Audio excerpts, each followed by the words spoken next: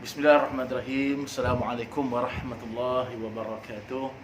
Alhamdulillahirabbil alamin wassalatu wassalamu ala asyrafil anbiya'i wal mursalin wa ala alihi wa sahbihi ajma'in. Qala rabbi shrah li sadri wa yassir li amri wahlul 'uqdatam min lisani yafqahu qawli. Subhanaka la ilma lana illa ma 'allamtana innaka antal alimul hakim. Asyhadu an la ilaha illallah wa asyhadu anna Muhammadan 'abduhu wa rasuluh. Allahumma salli ala Muhammad wa ala ali Muhammad. Amma ba'du. Alhamdulillah. Pertama dan selama-lamanya mari kita bersyukur kepada Allah Subhanahu wa taala dengan limpah izin kurnia-Nya dapat kita bersama-sama pada pagi ini. Kita dapat hidup di atas muka bumi Allah Subhanahu wa taala ini, dan insya-Allah saya yakin dan pasti kehidupan yang Allah anugerahkan pada hari ini, tuan-puan, sahabat-sahabat semua, yakinlah kita sebenarnya sedang diberikan peluang oleh Allah Subhanahu wa taala untuk memperbaiki diri, untuk menjadikan diri kita ini insya-Allah lebih terbaik.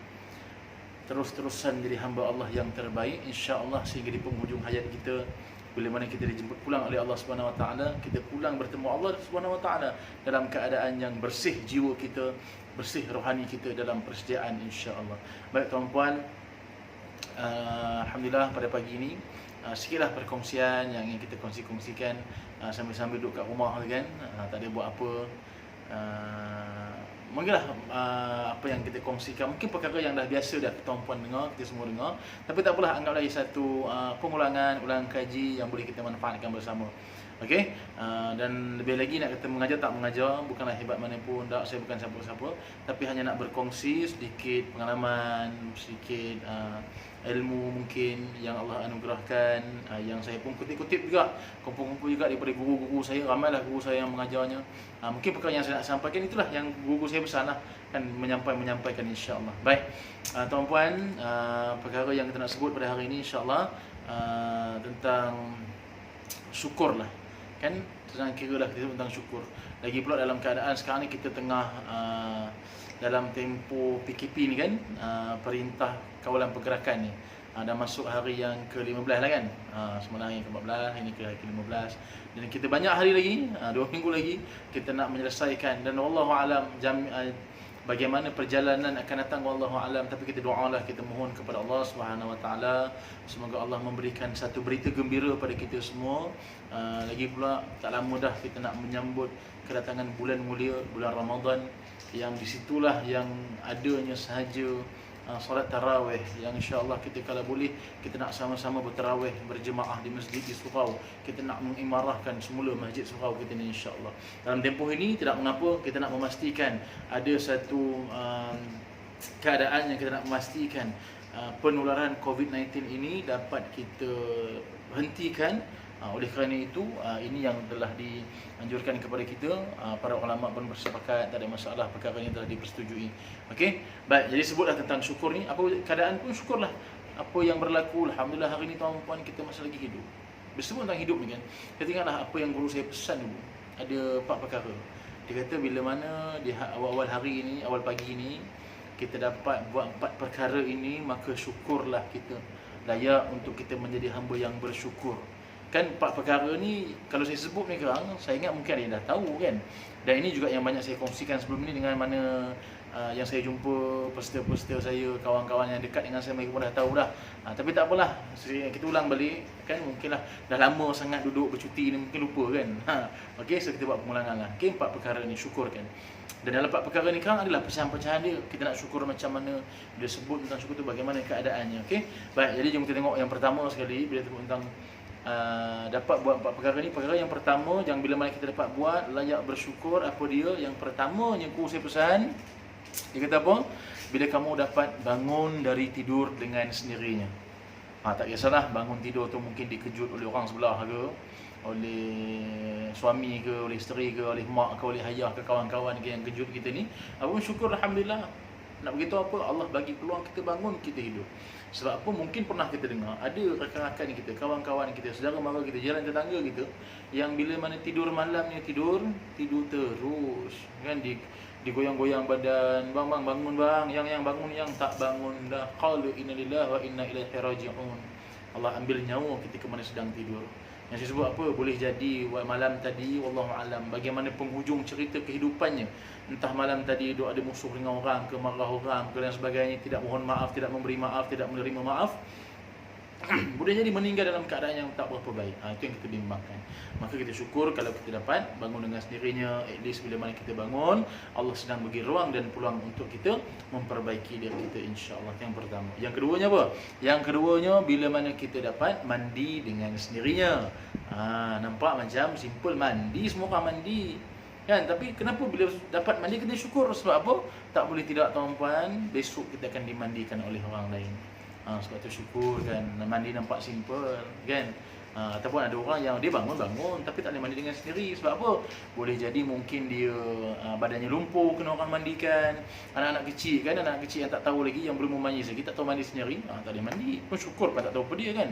Tapi kita ini yang sudah mukallaf, yang sudah cukup akalnya, cukup sifatnya, maka syukurlah dapat mandi. Besok kita akan dimandikan oleh orang lain. Kan ketika mana Allah cabut nyawa kita, kita akan dimandikan orang lain. Sebab itu jangan sombong kan, kita suka sombong. Kan lah kubur lain-lain masing-masing mentang kau lah. Orang tegur sikit kita marah, orang bagi nasihat sikit kita aku betul kau salah. Kan tak biasa. So kita jangan macam tu. So pastikan syukur dapat mandi dengan sendirinya. Nampak kecil, tapi besar maknanya dalam kehidupan. Yang kedua. Yang ketiganya apa dia? Yang ketiganya bila mana kita dapat pakai baju dengan sendirinya. Kan nampak pun macam kecil, apa benda pakai baju ni, semua orang duk berhenti pakai baju kan. Anak-anak mungkin umur tahun berapa, 3 tahun, 5 tahun dah boleh pakai baju dengan sendiri dah. Maka kita syukur dapat pakai baju dengan sendirinya. Kan lagi pula dalam kehidupan syukur ni, pakai baju ni apa jenis pun boleh. Ni pagi ni kan saya pakai baju warna kelabu. Nampak kelabu kan? Nampak kelabu. Kan yang kat luar tu tak tahulah baju merah ke hijau ke, macam-macam warna pakai lah, nak pakai apa. Tak ada orang marah pun. Tak ada orang larang. Ni pasal aku pakai baju kali ni. Melainkan kalau baju kerja kita lah kan, ada baju kerja uniformnya, orang marah lah kan. Kita polis tugas, tiba-tiba kita pakai baju doktor begini, marah orang marah, tak kena kan. Maka syukur dapat pakai baju dengan sini. Sebab apa? Tidak boleh tidak tuan-puan, besok kita akan dipakaikan baju oleh orang lain. Setuju tak? Kena setuju. Tidak boleh tidak. Kan dalam musim Covid ni pun kita sebutlah pakaian akhir kita punya saudara-saudara kita yang dah diambil pulang oleh Allah Subhanahu Wa Taala akibat Covid ni kan, bagaimana pakaian terakhir mereka. Kan kita besok pun gitulah pakaiannya, warna putih, tak ada yang nak lebih-lebih, aku nak pakai warna gold lah. Ada pula apa bling-bling, tak ada. Simple warna putih, kain kapan berwarna putih. Yang lelaki berapa helai? Berapa? Satu, bukan satu, tak sebut satu ni. Tanya berapa helai, berapa? Berapa helai? Yang lelaki 3 helai kain putih. Yang lelaki. Yang perempuan berapa helai? Perempuan bukan 6, berapa? 5 helai.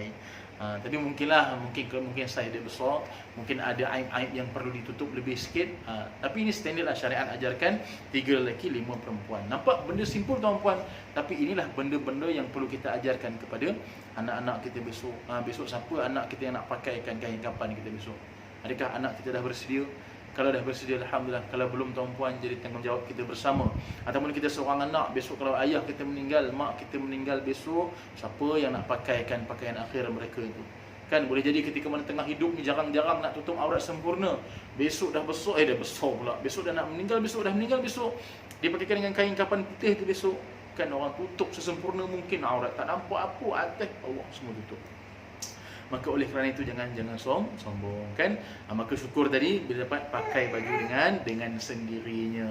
Pakailah apa nak pakai, yang penting tutup aurat. Belajarlah tutup aurat. Jangan bangga sentiasa nampak macam tutup aurat, tapi rupanya apa? Rupanya balon aurat, macam bungkus nangka orang sebut. Tak biasa gitu kan. Besok Allah akan tanya, ni malaikat kiri kanan yang akan catat apa yang kita buat. Okey? Yang ketiga. Dan yang keempatnya apa tuan-puan? Kita syukur tadi dah selesai, kita dapat bangun, kita dapat solat dengan sendirinya. Bangun, kalau dapat bangun awal lagi kan dapat tahajud, kan dapat solat sunat fajar 2 rakaat sebelum subuh, dapat solat subuh. Kan dalam musim-musim Covid ni kan, mungkinlah kita tak dapat nak berjemaah di masjid. Tapi alhamdulillah kita boleh berjemaah dengan ahli keluarga kita. Tengoklah siapa yang ada kan, kita dapat solat jemaah dengan isteri kita. Tengoklah mungkin tukar-tukar lah. Kadang kita jadi imam, kadang saya jadi imam.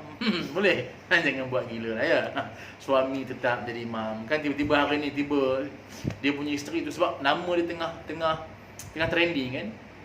Bang Kiah rasa nak jadi imam hari ni. Abang duduk belakang. Jangan gitu. Kan? Maka suami jadi imam. Kan? Kenapa tidak boleh tidak? Kenapa nak syukur sebab boleh solat tadi? Syukur tidak boleh tidak besok kita akan disolatkan oleh orang lain. Yang ketika itu apa yang berlaku tuan-puan? Yang ketika itu kalau sebelum ini kita duduk di belakang imam, ketika itu kita lebih daripada imam. Kita duduk di depan imam. Allah Akbar. Yang tu dah baring dah, tak ada rukuk, tak ada sujud, kan? Yang ada hanya apa? Berapa rakaat yang ada? Kan tiba di konferensi 4 rakaat dia kata. Dah, jangan 4 rakaat, 4 takbir. Banyaklah pergi mana-mana, kadang saya musik lah. Dia kata berapa rakaat? Dia sebutlah 4 rakaat. Allah. 4 rakaat salah dah. Saya kata tak ada rakaat. Okey, tak bertanya pula berapa takbir? Sebut 7 takbir. 7 takbir ni solat apa ni? Solat air raya tuan-tuan.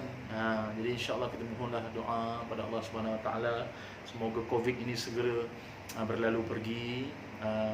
InsyaAllah lah kita dapat menjalani ibadah Ramadan ini yang tak lama lagi kunjung tiba ini dengan benar-benar rasa kesyukuran kepada Allah. Andai kata Allah mentakdirkan kita tak dapat menjalani Ramadan seperti mana kebiasaan sebelum ini oleh kerana COVID-19 ini, tapi kita doa lah kan. Apapun kita kena redha, kena bersangka baik dengan Allah. Yakinlah Allah ada perkara kebaikan yang Allah nak anugerahkan kepada kita. Baik tuan-puan, jadi saya kira indah tadi 4 perkara ini nampak simple, nampak macam kecil tapi besar maknanya dalam kehidupan kita sebagai manusia tuan-puan. Maka tidak boleh tidak banyakkan syukur kepada Allah Subhanahu Wa Taala. Dan bagaimana jalan syukur yang kita nak buat, insya-Allah kita akan jumpa pada video yang seterusnya, syukur bagaimana yang kita nak buat. Nanti banyaklah yang kita nak sembang-sembangkan. Tak ada apa dah tuan-puan, ini hanya perkongsian saja yang saya pun ambil daripada banyak guru-guru saya. Bukan ilmu saya, ilmu daripada Allah diilhamkan berikan kepada guru-guru saya.